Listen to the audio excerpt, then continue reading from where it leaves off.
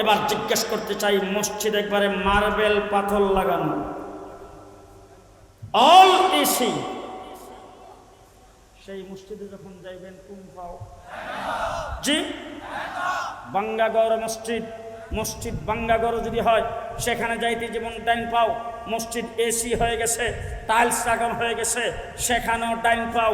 সুতরাং মসজিদের ইমারতের পরিবর্তন হয়েছে, নবীর সুন্নতের কোনো পরিবর্তন হয়েছে? দৃষ্টান্ত স্বরূপ অনেক সময় বলে থাকি, শুধু সময় যখন মক্তবে পড়তাম তখন মক্তবের কারি সাহেবেরা আমাদেরকে শিক্ষা দিত, টাট্টিতে যাওয়ার সময় সর্বপ্রথম বাম পাও দিয়া যাইতে হয়। কোন জায়গায়? তো টাট্টি টাট্টি টাট্টি চিনেন নাই বোধহয়?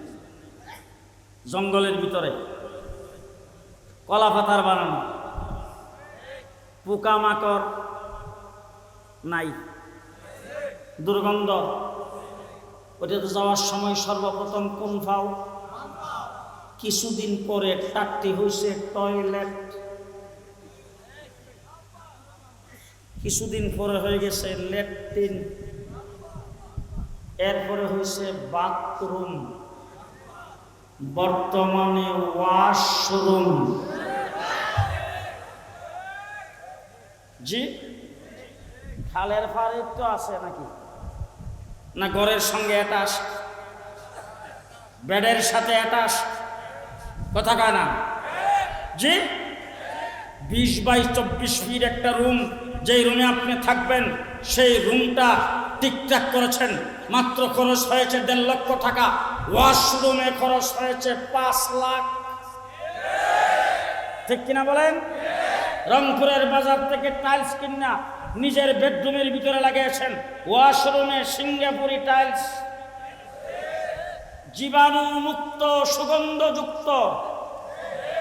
এবার জিজ্ঞেস করতে চাই, ল্যাট্রিনে যাওয়ার সময়, টাট্টিতে যাওয়ার সময়, টয়লেটে যাওয়ার সময়, বাথরুমে যাওয়ার সময়, ওয়াশরুমে 2 পাও একসাথে,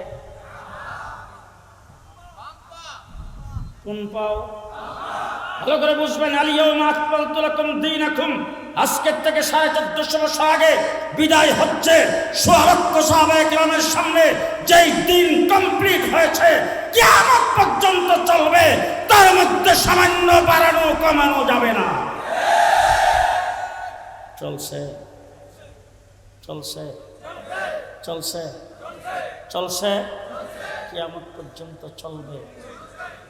বাড়ানো কমানো, বাড়ানো কমানো, কাটছাট করা যাবে যাবে না। আল্লাহ পাক এই দিনকে কমপ্লিট করে দিয়েছেন। মুহাম্মদুর রাসূলুল্লাহ সাল্লাল্লাহু আলাইহি ওয়াসাল্লামের দিন কমপ্লিট আমার নবীর মাধ্যমে।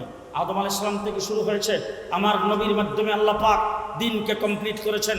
নবীর প্রতিনিধি সাহাবী, আল্লাহ রাব্বুল আলামিনের দিন আল্লাহ পাকের কাছ থেকে আমার নবী নিয়েছেন, নবী নিয়া সাহাবায়ে কেরামকে দিয়েছেন।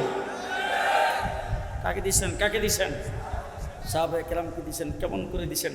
সাহাবায়ে কেরাম কি বিদায় হচ্ছে, রাসূল সাল্লাল্লাহু আলাইহি ওয়াসাল্লাম বলছেন, বল্লিগু আন্নী ওয়ালাউ আয়া, এই সাহাবীরা শোনো, আমার এই কমপ্লিট দিনের একটা আয়াত যদি তোমাদের কাছে পৌঁছে থাকে, সেটা পরবর্তী মানুষের কাছে পৌঁছে দেওয়ার দায়িত্ব তোমাদের। সাহাবায়ে কেরামের কাছে রাসূল সাল্লাল্লাহু আলাইহি ওয়াসাল্লাম দিন দিয়েছেন, আল্লাহর কাছ থেকে রাসূল নিয়েছেন, রাসূল নিয়ে সাহাবায়ে কেরামকে দিয়েছেন, বল্লিগু আন্নী ওয়ালাউ আয়া, তোমরা দ্বীনের দাওয়াত দিবা, তোমরা দ্বীনের প্রচার করবা, দিন আমি আল্লাহর কাছ থেকে পাইছি, কমপ্লিট দিন তোমাদেরকে দিলাম, তোমরা সেই দ্বীনের প্রচার করবা। সাহাবায়ে কেরাম দ্বীনের প্রচার করতে শুরু করেছেন। এবার সাহাবায়ে কেরাম প্রচার করেছেন মুখস্থ, আল্লাহর নবীকে আল্লাহ পাক দিয়েছেন মুখস্থ, রাসূল মুখস্থ করে সাহাবায়ে কেরামকে দিয়েছেন মুখস্থ, সাহাবীরাও দ্বীন প্রচার শুরু করেছেন মুখস্থ। এখন দেখলেন রংপুর বিভাগ হবে, বাংলাদেশ নামে দেশ হবে, সেখানে কত ধরনের কত কিছু আসবে, কত মতের মানুষ আসবে। এখন যদি দিন মুখস্থ থাকে, তাইলে আমদু বিভিন্ন জিনিসপত্র বানায়া আল্লাহর নাম দিয়া, রাসূলের নাম দিয়া মুখস্থ মানুষ ছেড়ে দিবে। এই জন্য দিন লিপিবদ্ধ হওয়া দরকার, লিখিত হওয়া দরকার। আল্লাহ তাবারক ওয়া তাআলা সাহাবায়ে কেরামের পরে তাবিঈনদের যুগে ইমামে আজম আবু হানিফা রাহমাতুল্লাহি আলাইহি এবং আইম্মায়ে মুজতাহিদিনকে জন্ম দিয়ে এই দিনকে করেছেন লিখিত। মন রাখতে পারবেন? মন রাখতে পারবেন? দিন আল্লাহর নবী পাইছে কার কাছ থেকে? আল্লাহর কাছ থেকে।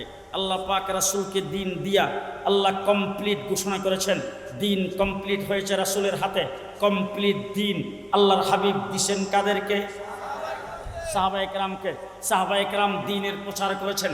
এখন দিন যখন লিপিবদ্ধ হওয়া দরকার, উজুর ফরজ 4টা, তায়াম্মুমের ফরজ 3টা, গোসলের ফরজ 3টা, নামাজের ওয়াজিব 15টা, এরকমভাবে এক একটা করে লিপিবদ্ধ হওয়া দরকার। নামাজের মাসলা মাসাইল, উজুর মাসলা মাসাইল, গোসলের মাসলা মাসাইল, ঘর সংসারের মাসলা মাসাইল, যাবতীয় সব কিছু লিখিত হওয়া দরকার। তখন আল্লাহ তাবারক ওয়া তাআলা সাহাবায়ে কেরামের পরে ইমামে আজম আবু হানিফা রাহমাতুল্লাহ আলাইহিকে জন্ম দিয়েছেন।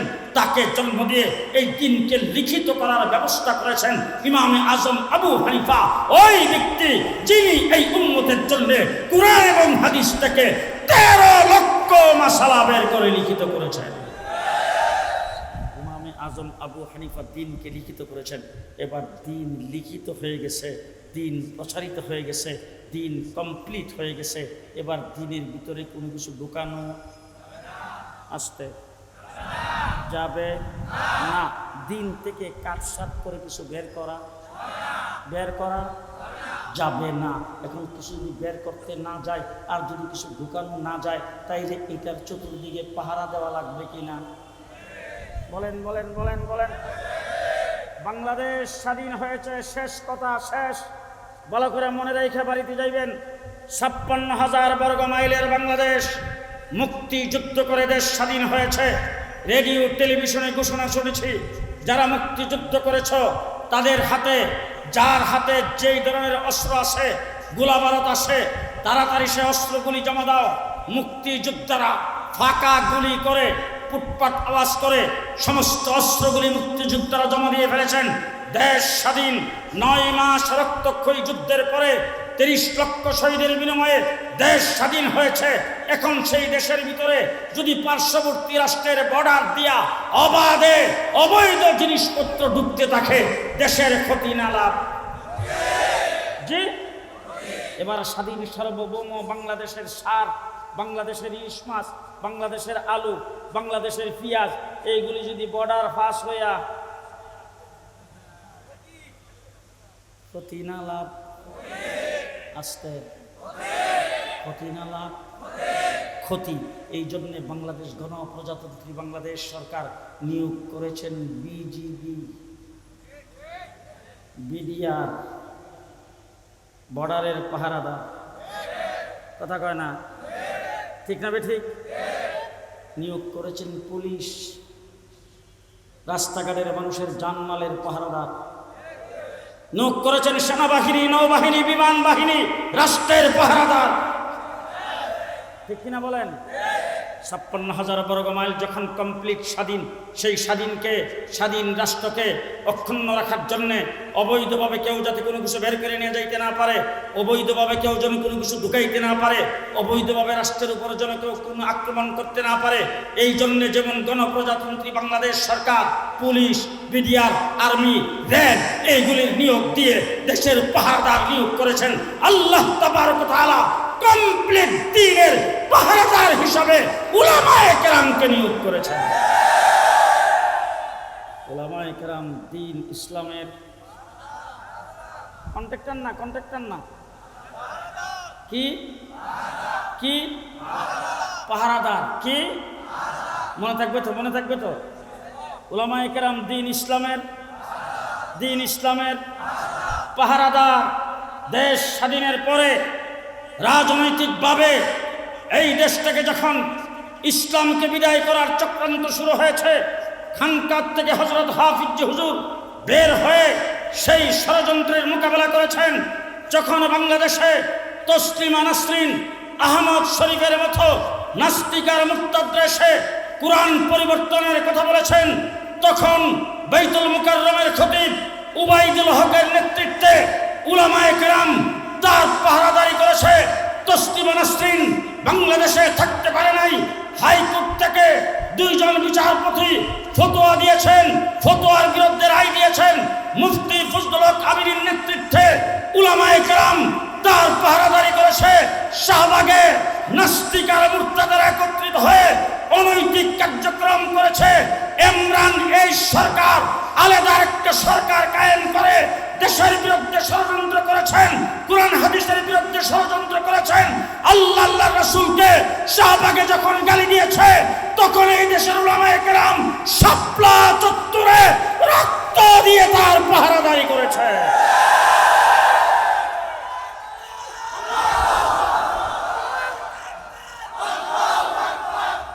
আমরা দ্বীন ইসলামের পাহারাদার, দ্বীন ইসলামের পাহারাদার। শিক্ষানীতির থেকে ইসলামী শিক্ষাকে বিদায় করে বানর থেকে মানুষ তৈরি শিক্ষা কারিকুলামে, ট্রান্সজেন্ডার শিক্ষা কারিকুলামে শরীফ থেকে শরীফা সমকামিতাকে বৈধতা দিয়ে যখন বিজাতিদের শিক্ষা, নাস্তিকার মুক্তাদের শিক্ষা বাংলাদেশে যখন গেল জালেম সরকার এদেশের মানুষের উপর চাপা দিতে যাচ্ছে, রাস্তায় নেমে রক্ত দিয়ে আমরা এই পাহারাদারি করেছি। আমরা দ্বীন ইসলামের পাহারাদার। বিশেষ করে গত 15 বছর রক্ত সবচাইতে বেশি আমরা দিয়েছি। দেশ স্বাধীন সার্বভৌম বাংলাদেশ পাকিস্তানি হানাদার বাহিনীর বিরুদ্ধে অস্ত্র ধারণ করে এই দেশকে স্বাধীন করে ভারতের করদ রাজ্যে পরিণত হওয়ার জন্য করি না। করাচি আর ইসলামাবাদের গোলাগুপ থেকে দেশকে স্বাধীন করে দিল্লির দাসত্ব করার জন্য করি নাই। আমার বাংলাদেশের স্বাধীনতার 50 বর্ষ পূর্তি পালিত হবে, এটা আমার জন্য গর্বের বিষয়। কিন্তু কসাই মোদি বাংলাদেশে এসে দেশকে নাপাক করবে সেটা দিতে পারবো না। 2021 সালে কসাই মোদির বিরুদ্ধে মাঠে নেমেছিলাম, 1.5 মাস রিমান্ডে ছিলাম, 2 বছর ফাঁসির কাস্টে ছিলাম। ফাঁসির আসামিকে যেই রুমের ভিতরে রাখা হয় সেখানে রাখা হয়েছে 2 বছর। পরিবারবর্গের কারোর সাথে যোগাযোগ করতে দেওয়া হয়নি। কি করেছিলাম আমরা? কুল্লু মুসলিম ইখওয়া, এক মুসলমান আর এক মুসলমানের ভাই। কাশ্মীরে যখন মুসলমানদের রক্ত ঝরে আপনাদের কলিজা আঘাত লাগে কিনা? ডানি বামে দেখবেন, কেউ যদি কথা না কই মনে করবেন এই দলের।